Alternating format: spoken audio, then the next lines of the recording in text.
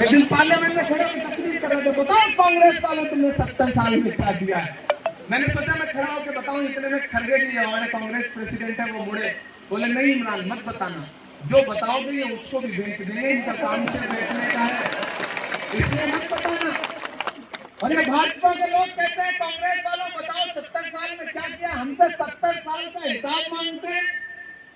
अरे भाजपा के साथियों, जो हुकूमत अपना चलाया हुआ 2000 का नोट 7 साल नहीं चला सकी, वो हमसे 70 साल का हिसाब मांगते हैं।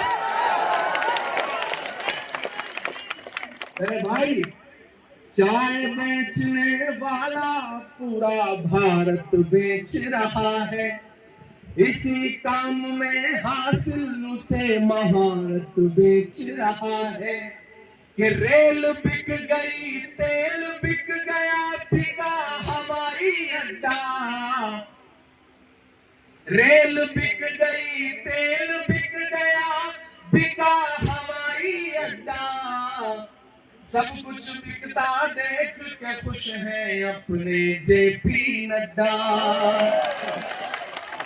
कि जनता महंगाई की मारी, जनता महंगाई की मारी करती हाहाकार, कहाँ सोया है चौकीदार, कहाँ सोया है चौकीदार। आखिर में जाते जाते मैं इतना कहते जा रहा हूँ कि खौफ नहीं